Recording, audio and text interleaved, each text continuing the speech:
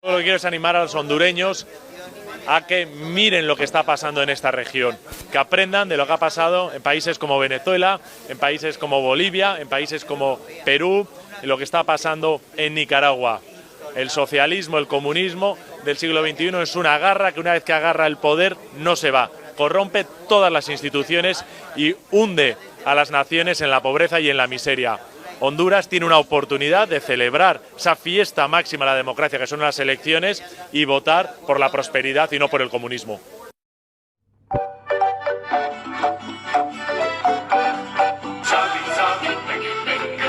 A todos los medios de comunicación se les informa que por eventos realizados en el país, la Navidad y Año Nuevo se traslada para el mes de enero.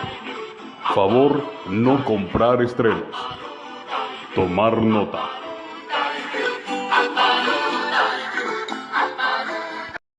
Una historia de violencia.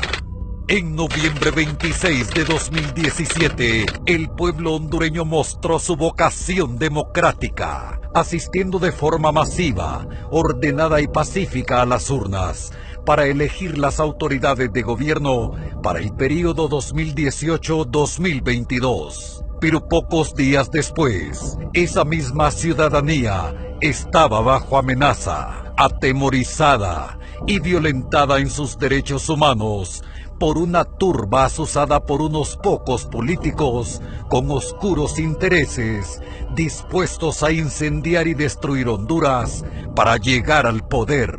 ¿Cuáles eran esos oscuros intereses? ¿Cuándo se originó de verdad esta crisis?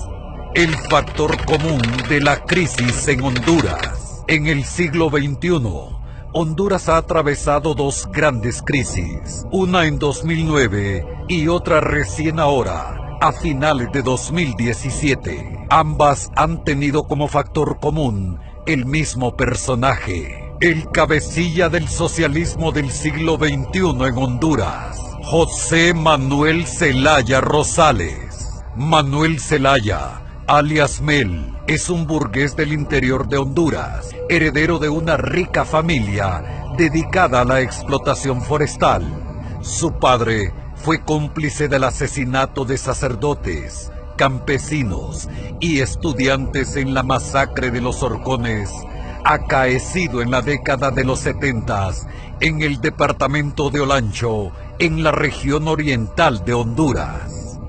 Mel Zelaya alcanza el poder en 2006 y al poco tiempo se muestra como seguidor del venezolano Hugo Chávez y su doctrina socialista siglo XXI, lo que conduce a que Zelaya sea derrocado en 2009 antes de que lograra imponer su dictadura sobre Honduras. El gobierno chavista necesitaba en el poder a Zelaya para tener un control estratégico de la región para el trasiego de drogas hacia los Estados Unidos y así poder financiar guerrillas y movimientos políticos socialistas en América Latina. Desde el derrocamiento de Zelaya, Venezuela insistió para convertirlo de nuevo en una figura política en Honduras, para hacerlo asaltar de nuevo el gobierno de la nación.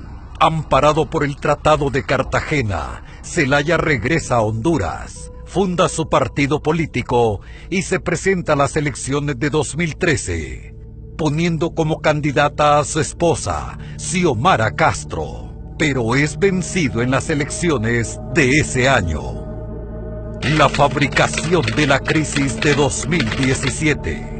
Vencido en 2013 y sabiéndose impopular por su relación con el narco y con el socialismo del siglo XXI, Mel Zelaya traza una nueva estrategia. Inicia una incesante andanada de rumores sobre un fraude electoral en las elecciones de 2017. Luego, atrae a su esfera de influencia a un candidato popular, pero sin ninguna formación política, Salvador Nasralla, a quien manipula para que sea repetidor de sus ataques al gobierno.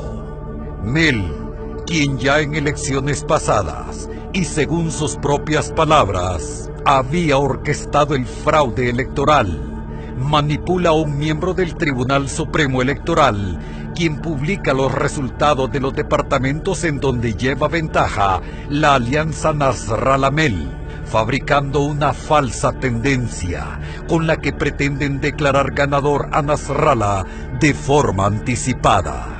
Pero la estrategia le falla al negarse el tribunal a declarar un ganador sin antes haber contado todos los votos.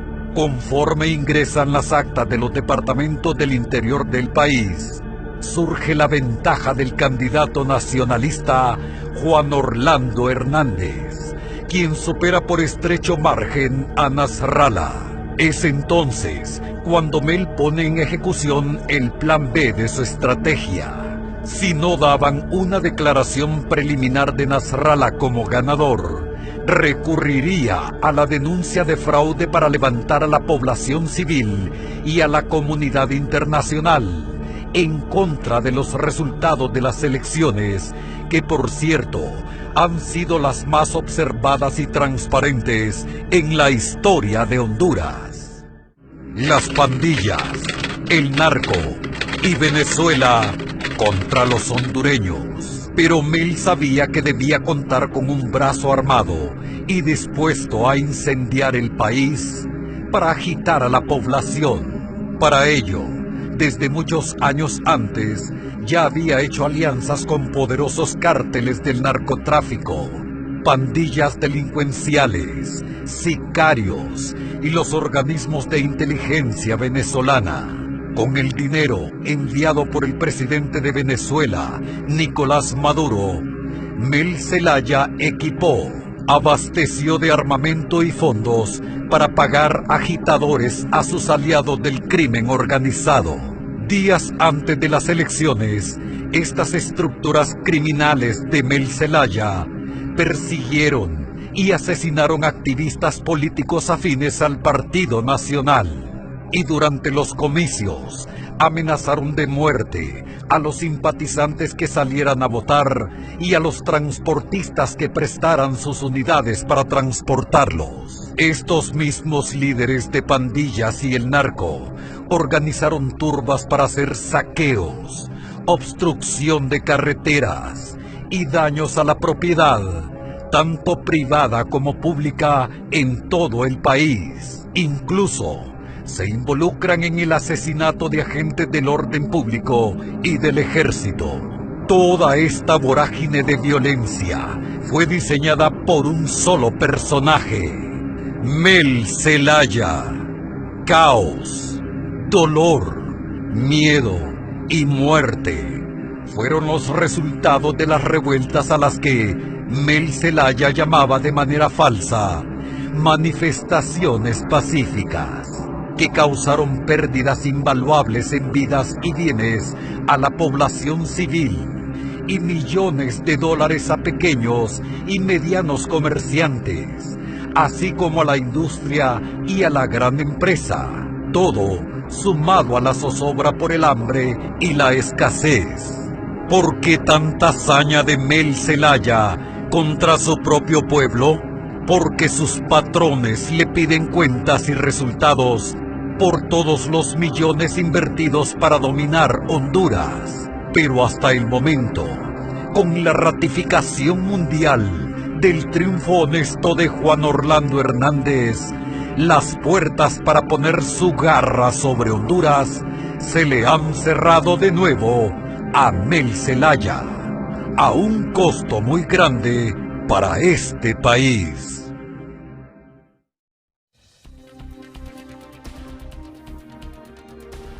Aquí estamos con nuestros países. El general retirado del ejército venezolano, Antonio Rivero, le contó a Noticias 23 cómo el régimen venezolano se intromete en la política interna de varios países en la región. Los casos más recientes se están viviendo en Ecuador y Honduras. Ahora se nos une con esta cobertura Freddy Machado.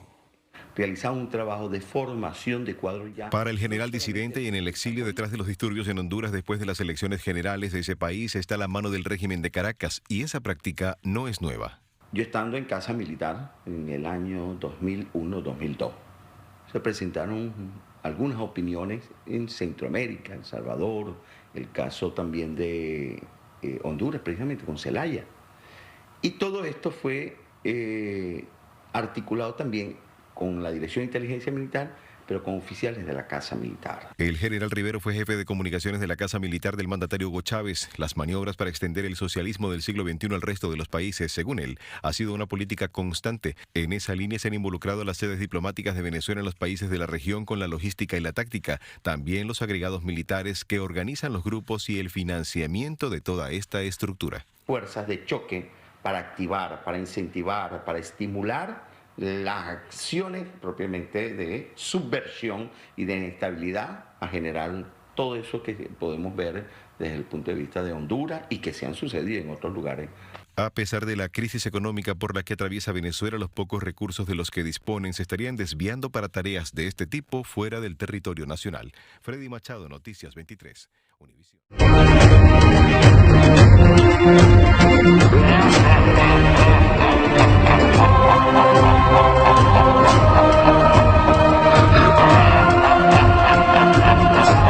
¡Están poniendo fuego, señor! ¡Televidentes! ¡Observamos! ¡Lo que sucede aquí! ¡Están poniéndole fuego al hotel que está ubicado cerca de Casa Presidencial! ¡Televidentes, increíble! Esto va a ser ingobernable hasta que se acabe el país como país. El que tenga una K-47, prepárela. Si el proceso es eliminarlo, estamos listos para eso.